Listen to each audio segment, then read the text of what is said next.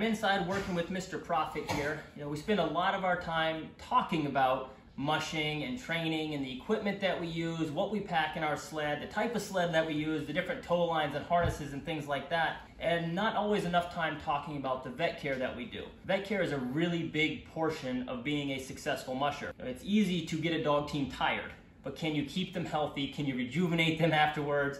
You know, and that's really what training is going out there and tiring them out. But that's only half the game. The bigger half is building them up after you wear them down. Like I said, I got Profit in here, and he doesn't have any real or major issues, but it's taking care of the little issues that's gonna prevent him from having a major issue at any point in his career. He's now, what are you, 7.5, buddy? You're getting up there.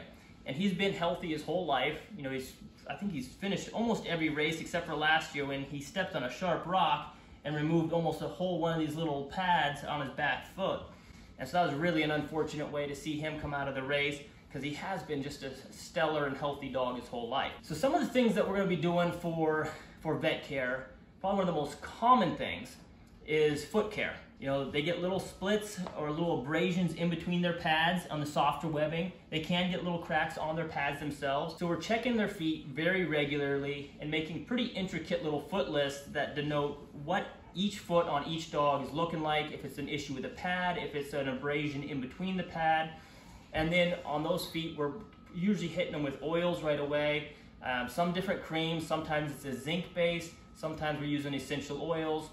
There's a number of different kind of remedies, and you'll find that on certain maladies, different oils or creams work better, depending on what's causing the problem or why that problem isn't healing as quick as you'd like. Once you get done with the cream, we oftentimes treat them with cold laser therapy, and now also this magnetic therapy. This is actually pulse magnetic therapy, and I'm not going to try to explain what it does because it's very new to me. This machine's actually on loan to me, so I'm just trying it out, seeing if we like it, seeing how it works into our program. And so far, I'm really, really pleased with it, particularly on the foot issues. I had some very stubborn feet that were not healing up as nicely as I'd like, and then after just a few treatments on here, we saw a world of difference. Of course, an abrasion on the foot is a really visual thing, so you can see the progress in there more so than on the muscles and whatnot. So I feel like it's working very well with muscular issues, but I can say kind of definitively that it had great results with the actual web splits. So that's kind of one topic, is their feet. We're always working on that. Another issue is obviously muscles. These guys are running down the trail, and that's all muscle power. Now, when we talk about muscular issues, we're not talking about a torn muscle or something that's a major issue. It should never get to that point. What we're usually working with is a tight muscle. Kind of like if a person walks a little farther than they're used to, or maybe they decide to really follow through on their New Year's resolution and start running, and they haven't run in a couple weeks or months or years, you're gonna have some sore legs. They're not injured, they're just tight, they're sore. So how we're gonna diagnose that on a sled dog, which is often the issues that they're getting, is a fatigued muscle. We're gonna go through and stretch them out. You wanna lay down for me, buddy? Oh, no, not really. But you're gonna stretch those legs all the way forward, all the way back, and you have to know what, there you go, there's a stretch, bud. You have to know what's normal for each individual so that you can tell if their stretch and their flexibility is less than it typically is.